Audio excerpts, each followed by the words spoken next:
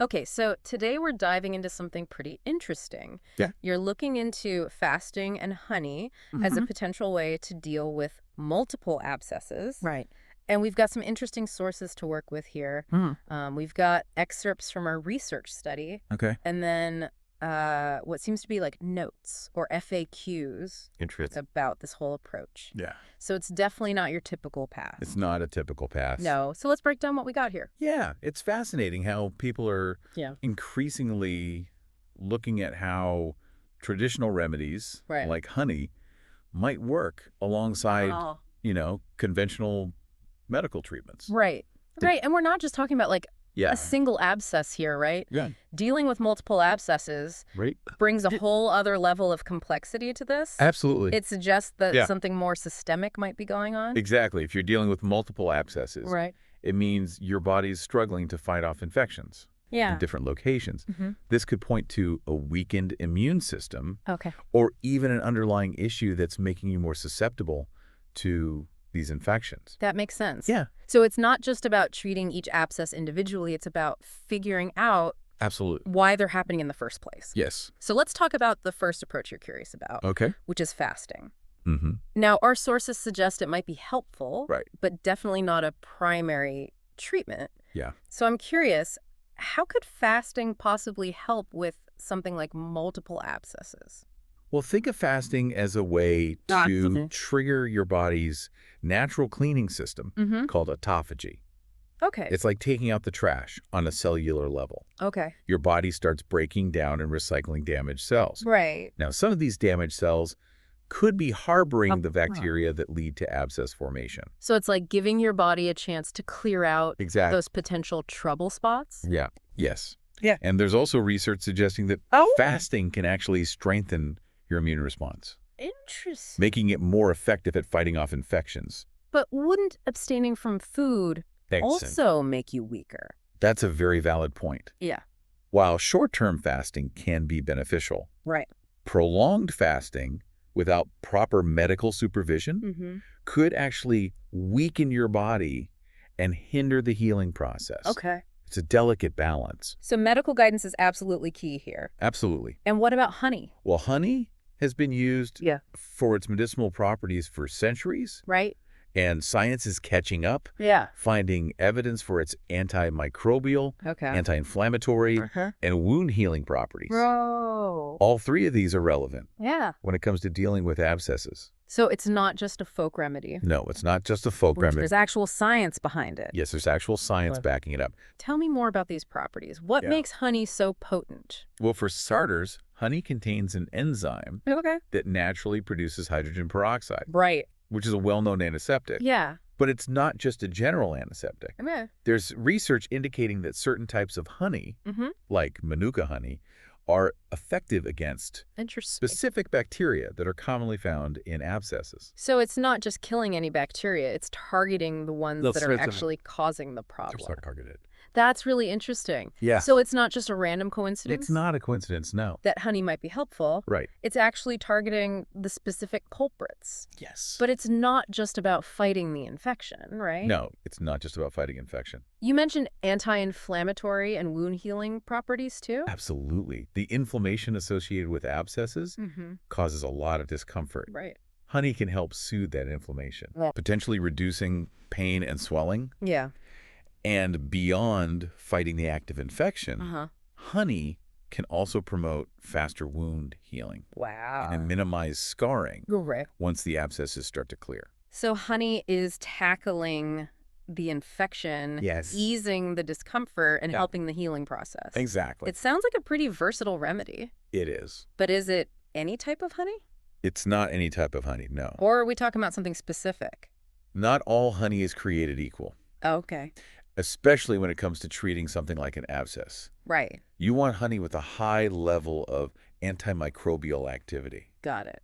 Raw, unprocessed honey tends to be the best choice Okay. because it retains more of those beneficial compounds Mm-hmm. that are often lost during processing. So the less processed, the better. Exactly. And within that, Okay. certain varieties like Manuka honey Uh-huh. are known for their particularly potent antibacterial properties. Okay. But we'll delve deeper into that a bit later. All right, so we've got fasting, Yes. which could help your body clean house. That's right. And strengthen your immune system. Right. And we've got honey, Mm-hmm. which can directly fight infection, Yes. soothe inflammation, Mhm.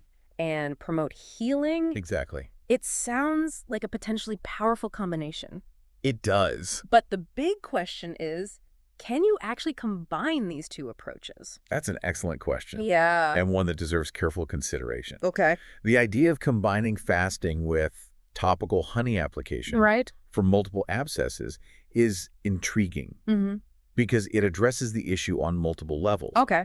Fasting aims to boost the body's internal defenses, Right. while honey targets the infection externally. It sounds like a multi-pronged attack on those abscesses. It is. But is there any evidence to support this combination approach? Well, while there's not a ton of research Uh-huh. specifically on combining fasting and honey Uh-huh. for multiple abscesses, Yeah. some studies suggest potential synergy between Hmm. these approaches. Interesting. Fasting helps the body cleanse and reset, Right. while honey works on the infection directly Mm-hmm. and encourages healing. Okay. But we have to acknowledge that this is still Yeah. a relatively unexplored area, Right. and more research is definitely needed. So while the potential is there, Yes, we can't definitively say it's the solution. that's correct. What about the safety aspect? Safety is paramount, Okay. especially when dealing with something as complex as multiple abscesses. Yeah. Remember, we're talking about using these approaches alongside, Right. not instead of conventional medical treatment. It's not about ditching your doctor's advice and going rogue. Exactly. Okay, good. And even with that in mind, Yeah. there are still precautions to consider. What are they? First and foremost, Yeah. anyone thinking about incorporating fasting or honey into their treatment plan Right. needs to have a conversation with their doctor. So medical supervision is non-negotiable. Absolutely. This is especially important for Okay. individuals with pre-existing health conditions Mm-hmm.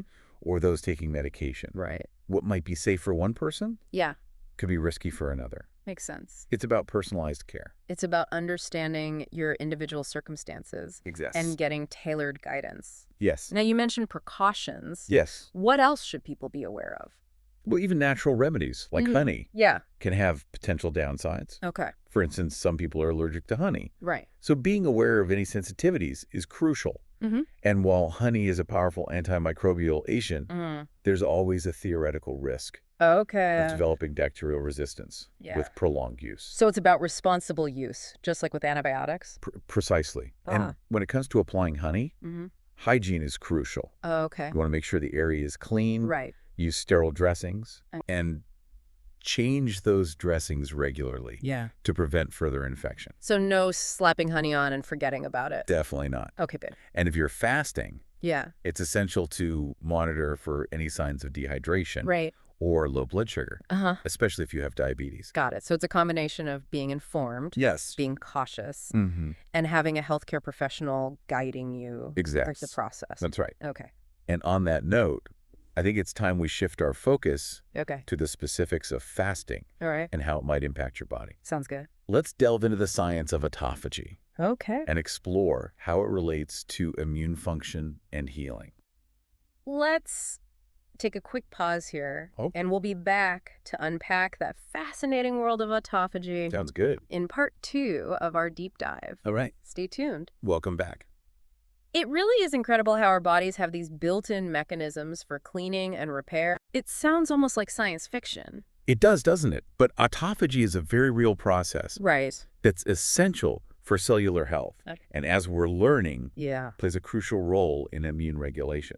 Okay, so we talked about autophagy being like the body's cleaning crew, Right. getting rid of damaged cells. Yes. But how does that connect to the immune system Okay. and potentially helping with multiple abscesses? Well, imagine your cells as little factories. Okay. When they're working properly, everything runs smoothly. Uh-huh. But sometimes these Yeah. factories get damaged, Right. producing defective products, or even accumulating waste that can't be properly disposed of. Okay. This cellular debris can trigger inflammation, which is basically your immune system sounding the alarm. So it's like those damaged cells are sending out distress signals, Exactly. and the immune system rushes in to try to fix the problem. That's a great way to put it. Okay. But sometimes this inflammatory response Yeah. can get out of hand, Right. leading to chronic inflammation, Okay. which is a major contributor to a whole host of health issues, including autoimmune disorders and even some types of cancer. So chronic inflammation is like the immune system being stuck in overdrive. That's right. Causing more harm than good. Yes, that's a great analogy. Okay. And that's where autophagy comes in. Okay. By clearing out those damaged cells and cellular debris, autophagy helps to dampen down that inflammatory response. Okay. Essentially calming the immune system down. So it's like autophagy is helping to reset the immune system, preventing it from going haywire. Precisely. Okay. And a well-regulated immune system is key to fighting off infections effectively. Right. In the context of multiple abscesses. Yeah. This could mean a faster resolution of the infection and a reduced risk of recurrence. That makes a lot of sense. Yeah. By helping the immune system function optimally. Right. Autophagy could indirectly help the body fight off those abscess-causing bacteria more effectively. That's right. But you also mentioned that fasting could potentially strengthen the immune response itself. Yes. How does that work? Well, research suggests that fasting can actually trigger the production of new immune cells, specifically T cells, which are like the special forces of your immune system. Wow. They're responsible for recognizing and destroying infected cells. So it's like fasting is giving the immune system a fresh batch of recruits. That's a great way to think about it. Ready to fight the good fight. Exactly. And not only does fasting increase the number of these immune cells, it can also enhance their ability to detect and eliminate threats. So it's like sending them to boot camp. Yes. Making them stronger and more efficient. Precisely. That's incredible. So fasting could potentially be doing double duty here. It could. Helping to clear out damaged cells that trigger inflammation. That's right. And also boosting the power of the immune cells themselves. Yes. It's like a 1-2 punch against infections. But we have to remember, this is all happening while you're not eating anything. Right. How does the body manage to do all of this without the energy it normally gets from food? That's the fascinating part. When you fast, your body shifts its energy source from glucose, which comes from carbohydrates, to ketones, which are produced from fat. Interesting. This metabolic switch seems to have a number of beneficial effects on the immune system. So it's like flipping a switch. Yes. Changing the fuel source for the entire body. That's right. But how does that specifically help the immune system? Well, research suggests that ketones can actually act as signaling molecules. Interesting. Communicating with immune cells and influencing their behavior. Okay. Some studies have even shown that ketones can directly enhance the killing capacity of certain immune cells, making them even more effective at fighting off infection. So it's not just about providing energy. No, it's not just about energy. Yeah. It's about changing how the immune system operates at a fundamental level. Exactly. And it's important to note that we're still in the early stages of understanding how all of this works. Right. There's a lot more research to be done, but the emerging evidence suggests that fasting could be a powerful tool for modulating the immune system and potentially enhancing our ability to fight off infections.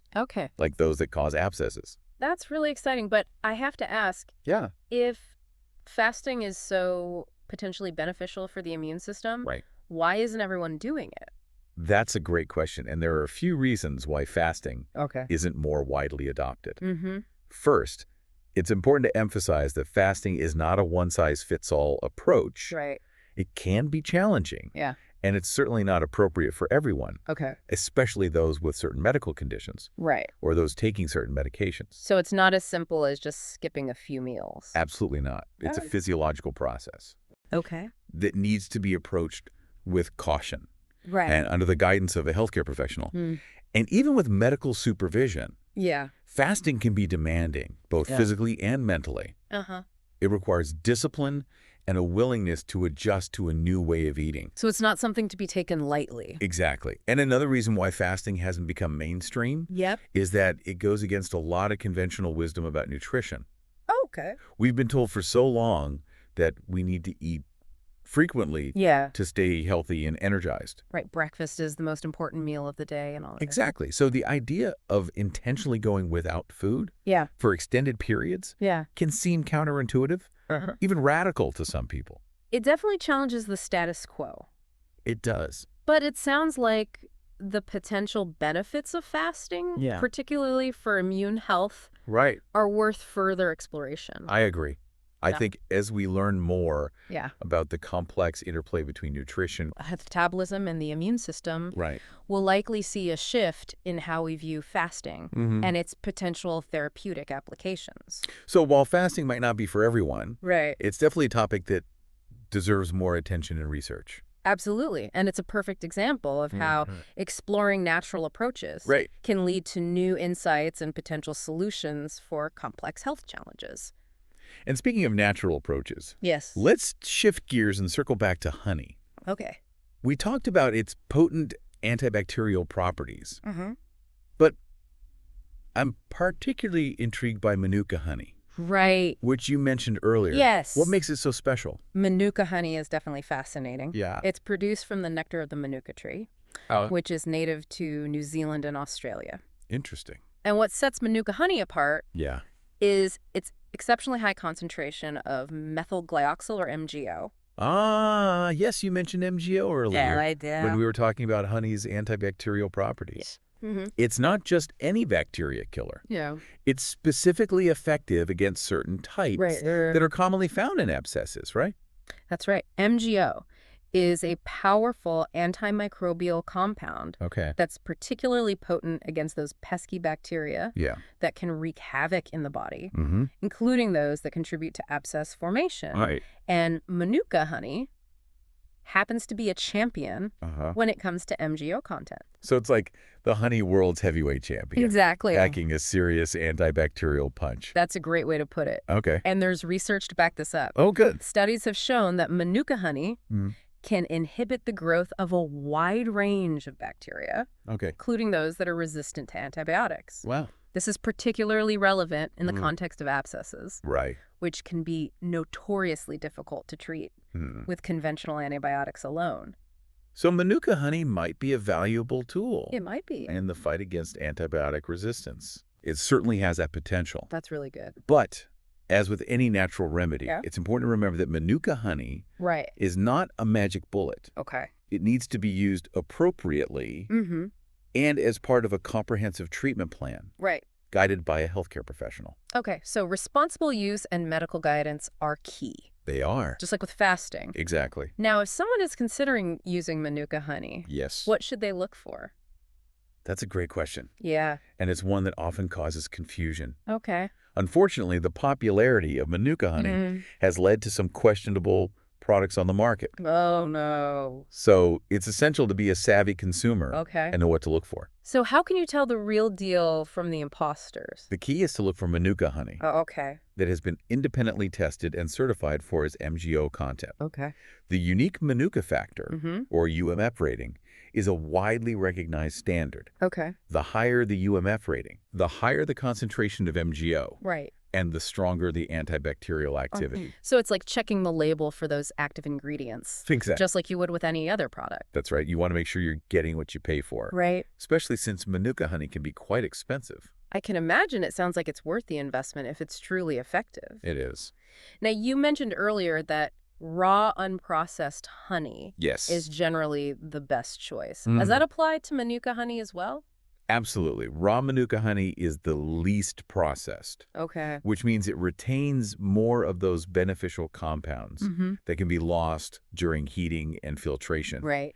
So look for honey that's labeled raw or unpasteurized to ensure you're getting the most potent form. So it's all about quality over quantity. Exactly. When it comes to something like Manuka honey, you're paying for those powerful antibacterial properties. Yeah. So it's worth investing in a high-quality product. Great advice. Ah. So we've covered a lot of ground here. We have. We've explored the science behind fasting and its potential benefits for the immune system. And we've delved into the world of Manuka honey and its potent antibacterial properties. Exactly. But I'm curious, beyond these specific approaches, what other lifestyle factors could potentially contribute to the development of multiple abscesses? That's an excellent question, and it's one that highlights the importance of taking a holistic approach to health. While fasting and Manuka honey may offer potential benefits for treating abscesses, it's crucial to address any underlying factors that might be contributing to their development in the first place. So it's about looking at the bigger picture. Exactly. And in the case of multiple abscesses, one of the key factors to consider is the overall health of the immune system. Okay. If your immune system is weakened or compromised, you're more susceptible to infections, including though they can lead to abscesses. So what are some things people can do? There are a number of lifestyle factors that play a role in immune health. Okay. One of the most important is diet. Okay. A diet that's rich in fruits, vegetables, and whole grains provides the nutrients your immune system needs to function properly. So it's about nourishing your body from the inside out. Exactly. And just as important as what you eat is what you don't eat. Okay. Processed foods, sugary drinks, and excessive amounts of unhealthy fats can actually suppress immune function. Wow. Making you more vulnerable to infection. So it's about making healthy choices overall. Precisely. And it's not just about food. Okay. Stress also plays a major role in immune health. Right. When you're chronically stressed, your body releases hormones like cortisol, which can suppress the immune response. So stress is more than just a mental burden. It is. It can actually physically weaken your defenses. That's right. So finding healthy ways to manage stress, such as meditation, yoga, or spending time in nature, is crucial for supporting a strong immune system. It's about finding that balance between your mental and physical well-being. It is. What else can people do to support their immune system? Another important factor is sleep. Okay. When you sleep, your body repairs and regenerates. And this includes your immune cells. Okay. So getting enough quality sleep Right. is essential for maintaining a healthy immune response. So it's not just about resting your mind. No. It's about giving your immune system a chance to recharge as well. Exactly. And finally, don't underestimate the power of exercise. Oh. Regular physical activity can actually boost immune function, making you less susceptible to infections. So it's not just about looking good. Yeah. It's about strengthening your defenses from the inside out. Exactly. By adopting a holistic approach that includes a healthy diet, stress management techniques, adequate sleep, and regular exercise, you can support your immune system and potentially reduce your risk of developing multiple abscesses and other infections. Those are some great takeaways. Thanks. It's amazing how interconnected all of these aspects of our health really are. It truly is. And while we've covered a lot of ground in this deep dive, We have. I think it's important to emphasize that this is just the beginning of the conversation. Right. There's so much more to learn about the complex factors that contribute to immune health and the potential of natural approaches like fasting and honey to support healing. I agree. It feels like we've opened a door to a whole new world of possibilities. We have. And speaking of exploring further, I think it's time we shift gears and delve into some of the more nuanced aspects of using honey for abscesses. Right. Specifically, I'm curious about the practical considerations of applying honey to the affected areas. What are some tips and techniques people should be aware of? That's a fantastic question, and it's one that we'll definitely address in the final part of our deep dive. Right. We'll cover the practicalities of using honey for abscesses. Sounds good. Including specific techniques for application, dressing changes, and monitoring for potential side effects. Great. So stay tuned for that. Sounds great. We'll be back shortly to wrap up our deep dive into fasting and honey for multiple abscesses with those practical tips and some final thoughts to leave you with. Sounds good. See you in a bit. All right. We're back for the final part of our deep dive into using fasting and honey for multiple abscesses. Before we went off, we were talking about all the ins and outs of Manuka honey and how to choose a high-quality product. Exactly. Now let's get practical. If someone is actually going to use honey, particularly Manuka honey for abscesses, what does that actually look like in real life? That's a great question, because applying honey to an abscess isn't as simple as just spreading it on like toast. It does require a bit of know-how to do it safely and effectively. So walk us through it. What are the key steps? The first and most important step is, of course, making sure the area is clean. You want to gently wash the area around the abscess with mild soap and water and pat it dry thoroughly before applying any honey. Makes sense. You don't want to be trapping any extra dirt or bacteria under the honey. Exactly. Yeah. Once the area is clean and dry, Yeah. you can apply a thin layer of honey directly to the abscess. Okay. Some people find it helpful to use a sterile cotton swab for application. Right. But you can also use a clean finger if that's easier. So not a lot of honey is needed? No, a thin layer is sufficient. Okay. You're not trying to create a honey mask. Right. You're aiming for targeted application. Got it. Thin layer targeted application. Yes. What's next? Next comes the dressing. Okay. You'll want to cover the honey with a sterile gauze pad or bandage to keep the area clean and protected. Any specific type of dressing that works best? You can usually find sterile gauze pads and bandages at any drugstore. Right. Just make sure they're breathable to allow air circulation and prevent moisture buildup. Good point. You don't want to create a breeding ground for more bacteria. Exactly. So you've applied the honey. Yes. Covered it with a dressing. Right. What about changing the dressing? How often does that need to happen? That depends on the size and severity of the abscess. Okay. But a good rule of thumb is to change the dressing at least once a day. If the abscess is particularly large or draining a lot, you might need to change the dressing more frequently. Okay, so regular dressing changes are key. They are. Anything else people should be aware of? Yes. It's crucial to observe the area for any signs of irritation or allergic reaction. Right. If you notice any redness. Swelling, itching, or any other unusual symptoms. Right. Discontinue use and consult your doctor immediately. So it's about being vigilant and paying attention to how your body responds. Precisely. And I can't stress enough how important it is to remember that while honey shows potential for supporting abscess healing, it's not a replacement for conventional medical treatment. Always follow your doctor's recommendations and complete any prescribed treatment plans. Right. It's about using honey as a complementary therapy. Exactly. Not a substitute for conventional care. That's it. Now, we've talked a lot about the potential benefits of fasting in honey for multiple abscesses. We have. But we also need to acknowledge that there are limitations to our knowledge. Yes, there are. What are some of the unanswered questions? While the research on fasting and honey for abscesses is promising, it's still a relatively new area of study. Okay. One of the key areas where more research is needed. Is in understanding the optimal duration and frequency of fasting for therapeutic benefit. Okay. We know that fasting triggers autophagy. Right. But we don't yet have clear guidelines on how long or how often someone should fast to achieve the desired results. So it's not a one-size-fits-all approach. It's not. And we need more personalized guidance. Exactly. What about the use of honey? What are some unanswered questions there? When it comes to honey, more research is needed to determine the optimal type, dosage, and frequency of application for different types of abscesses. Right. We know that Manuka honey, with its high MGO content, shows promise. Okay. But we need more studies to confirm its effectiveness and establish clear guidelines for its use. So while there's a lot of excitement about honey's potential, we still need to refine our understanding of how to use it most effectively. That's right.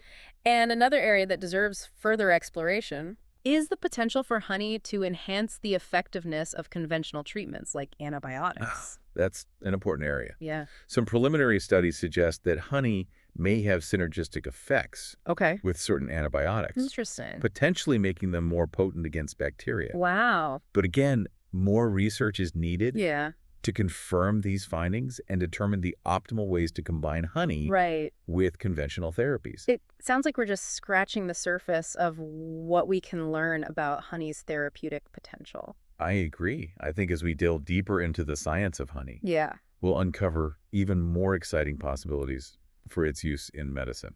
Well, this has been a truly fascinating deep dive. We've explored the science behind fasting, the remarkable properties of honey, and the potential of these natural approaches to support healing and boost immune function. Right. What are your final thoughts for our listener? I think the key takeaway here is that our bodies have an incredible capacity for healing. And there are many different paths we can explore to support that process. Fasting and honey are two intriguing options that deserve further consideration. But it's essential to approach them with informed caution, seeking guidance from a healthcare professional, and understanding that they are not a replacement for conventional medical treatment. Couldn't have said it better myself. It's all about being informed, yes, empowered, and taking an active role in your own health journey. Absolutely. Remember, every deep dive is a unique exploration tailored just for you. That's right. Until next time, stay curious, stay informed, and take care.